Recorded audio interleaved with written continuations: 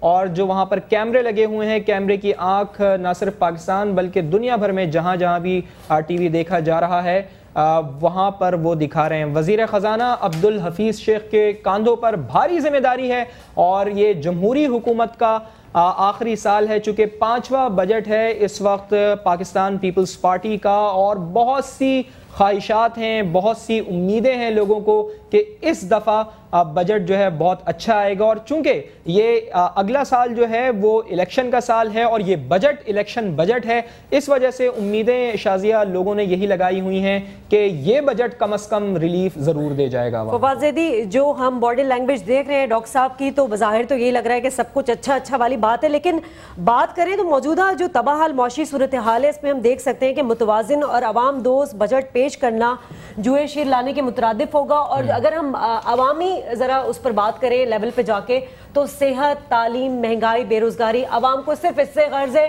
ان کو فگر سے، ان کو شرح نمو سے، ان کے تو میرے خیال ہے سر سے گزر جاتا ہوگا۔ علی صاحب بالکل 100% میں آپ کے ساتھ اتفاق کرتا ہوں۔ اس کے اندر دیکھیے عوام کا مسئلہ آپ کو حل کرنا ہے، عوام اپنے مسائل کا حل چاہتے ہیں، لیکن یہ بڑی اچھی جلد ہوئی ہوئی کتاب جو ہمیں دکھا دیں گے اس سے ہمارے مسائل کا حل اچھا علی صاحب، ایسا نہیں ہو سکتا کہ ہمارے ڈاکٹر عبدالحفیظ صاحب کی جو ہے وہ لینگویج چینج ہو جائے، وہ کہیں جی او میرے پین پرا میں تینوں یہ بتانا کہ جی چینی اتنی کم ہو گئی ہے، آٹا اتنا کم ہو گیا ہے، تو میرے خیال ہے کہ عوام تو وہ خوشی سے کلا بازیاں کھانے لگیں گے، بجائے اس کے کہ وہ ابھی اتنی مشکل سی لینگویج جو کہ شاید مجھے بھی سمجھ میں نہ آئے، آپ کو تو آ جائے گی، آپ تو انالیسر ہیں، تو آپ کیا سمجھتے ہیں ایسی لینگویج کیوں نہیں یوز کی جاتی ہے؟ ایسا کیوں نہیں؟ کیونکہ اس کو عوام تو دیکھ رہی ہوتی ہے، کیونکہ ان کے پاس بتانے کے لیے کوئی اچھی بات نہیں ہے نا۔ تو دیکھیے جب بتانے کے لیے اچھی بات نہیں ہوگی تو آپ کو کوئی ایسی مشکل بات بتا دی جائے گی جو میتھمیٹکس کے ٹیچر کی اسکول میں آپ کو یاد دلا دے گی، آپ کو سمجھ کچھ بھی نہیں آئے گی، اور آپ یہی سمجھیں گے کہ شاید یہ خود بخود ہی کوئی فطری عمل ہے۔ علی صاحب میرے خیال میں کیونکہ ہم بات کر رہے تھے یہ الیکشن بجٹ بھی ہے، اپنے ووٹرز کو تو ہاتھ سے جانے نہیں دیں گے، کچھ نہ کچھ تو رکھا ہوگا انہوں نے،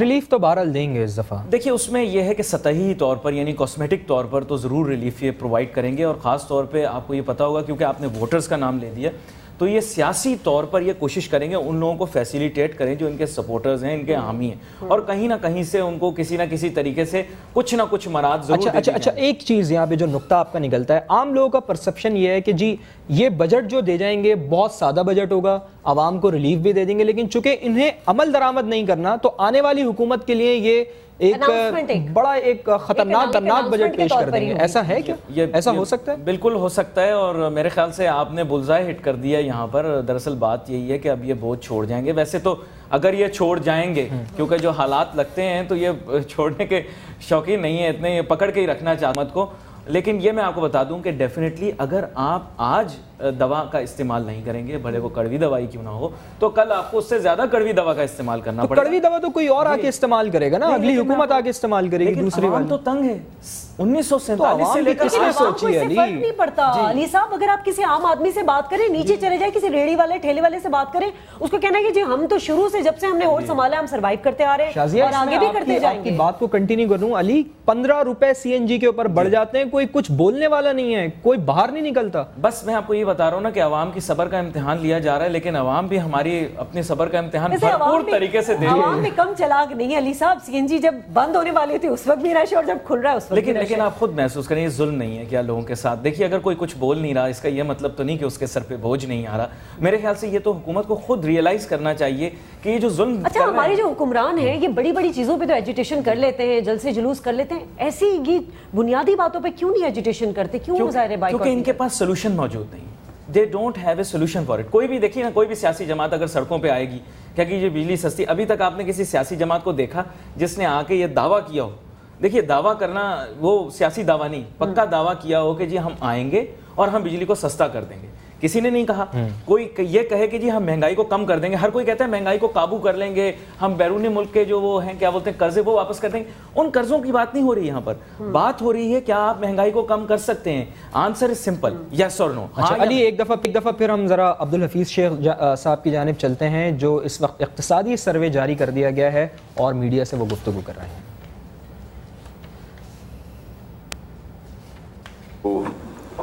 بحران آئے ہوئے ہیں ان سے متاثر ہوئے بغیر نہیں رہ سکیں،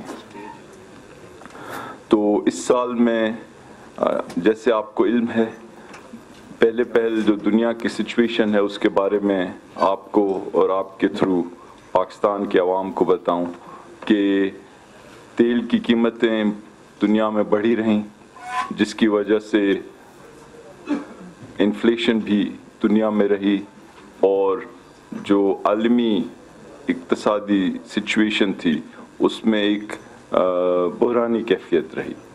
पूरी दुनिया की जो ग्रोथ रेट थी वो उससे मुतासिर हुई और दुनिया उस अंदाज में तरक्की न कर पा सकी जो कि उसके लीडर या उन ममालिक के लोग चाह रहे हों। दूसरी जानिब हमारे जो खित्ते के अंदर सिचुएशन है सिक्योरिटी के लिहाज से, वो भी जिस अंदाज में चल रही है आपके सामने है और हमारी अफवाज ने, हमारी पैरामिलिट्री ने और हमारे लोगों ने कुर्बानियाँ दी इस साल भी, और मैं शुरू में ही उनको सैल्यूट करना चाहता हूँ। लेकिन एक परसेप्शन रहा कि ये खित्ता जो है ये इन्वेस्टमेंट के लिए मौजू नहीं, और उसके इस परसेप्शन की वजह से उस अंदाज में बैनुल अक़वामी जो इन्वेस्टमेंट माली आती है वो इतनी ना आ सकी जितना पाकिस्तान की मईशत जो है वो डिज़र्व करती है।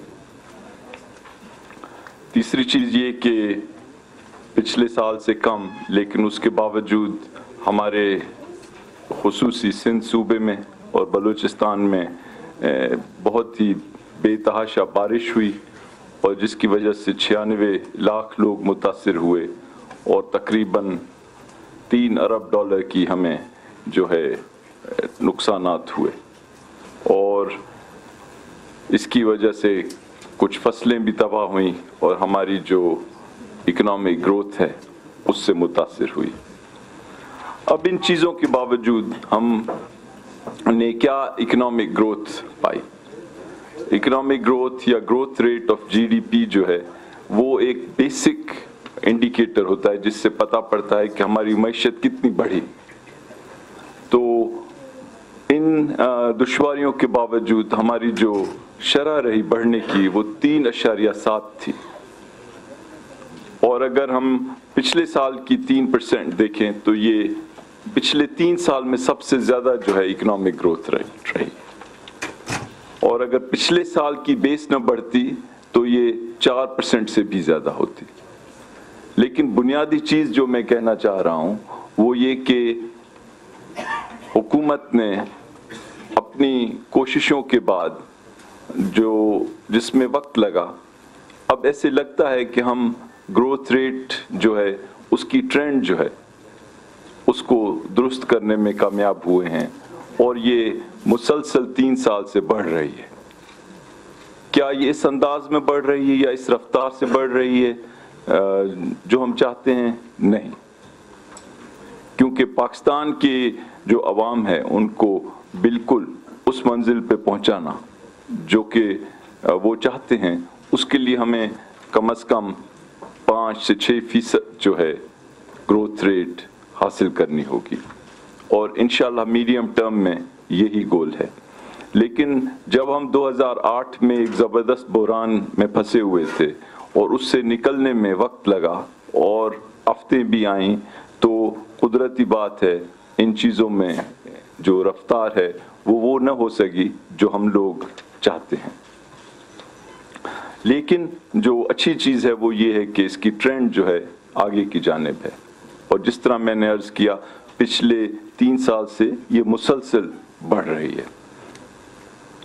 अब जो दूसरी चीज़ है जिससे आम लोग बहुत परेशान भी हैं और हुकूमत भी जिसको अपनी अवलीन जिम्मेदारियों में से समझती है, वो ये महंगाई को कम करना।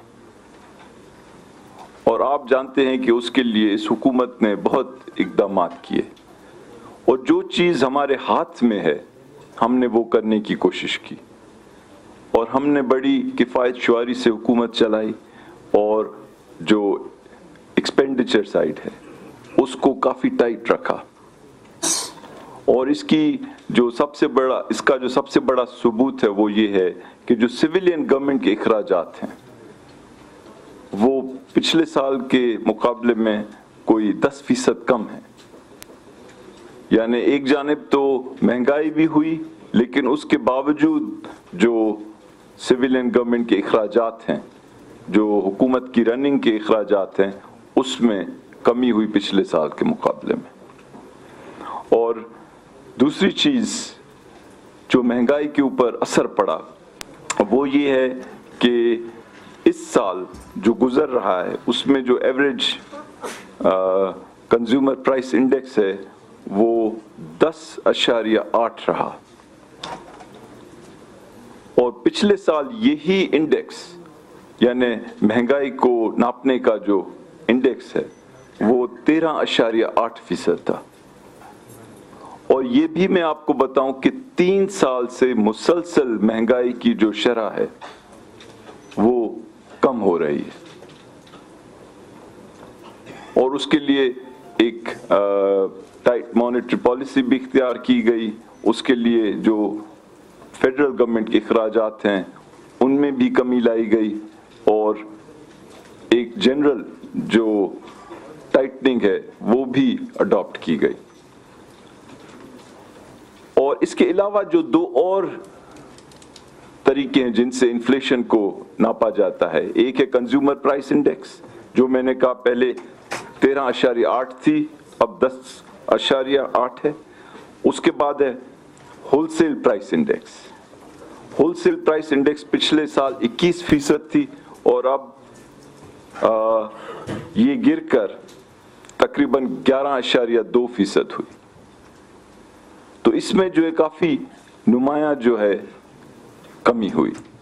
اور تیسرا جو ناپنے کا طریقہ ہے وہ ہے سینسٹیو پرائس انڈیکس, اور یہ بھی پچھلے سال 18% تھی اور اس سال 8.5% ہے. تو consumer price index, whole cell price index اور سینسٹیو پرائس انڈیکس, ان تینوں میں جو ہے کمی آئی ہے. کیا یہ کمی کافی ہے؟ قطعی نہیں. کیا ہمارے لوگ جو ہیں اب بھی مہنگائی کا شکار ہیں؟ بالکل ہیں. کیا اس کی وجہ سے آپ لوگ پریشان ہیں؟ بالکل ہیں. کیا اس کی وجہ سے دوسرے سیاست دان یا سیاسی پارٹیاں یا ان کی قیادت پریشان ہے؟ بالکل ہے. کیا اس کی وجہ سے وہ سیاسی پارٹی اور وہ سیاست دان جن کو لوگوں نے سب سے زیادہ ووٹ دیے وہ بھی پریشان ہیں؟ یقیناً ہے. تو یہ کوئی سیاسی ایشو نہیں ہے. اس میں اگر مہنگائی ہوتی ہے تو ہم سب ایک ساتھ پریشان ہوتے ہیں, اور اس کے لیے ہم سب ایک ساتھ مل کے کوشش کرتے ہیں. اب کیا ذرائع ہیں جس کے تحت وفاقی حکومت جو ہے قیمتیں کم کر سکتی ہے؟ دراصل کسی کی بھی جو پرفارمنس ہے اس کو اس انداز میں پرکھا جائے کہ وہ اپنے ہاتھ میں جو ان کے اختیارات ہیں یا ان کے ذرائع ہیں وہ اس معاملے کے لیے بہتر انداز میں استعمال کر رہے ہیں یا نہیں. تو دیکھیں, سب سے پہلی چیز یہ ہے کہ انفلیشن کو کم کرنے کے لیے آپ کو بوروئنگ جو ہے وہ کم کرنی پڑتی, یعنی ادھار کم سے کم لیا جائے تاکہ اس کے اثرات جو ہیں مہنگائی پہ نہ پڑیں.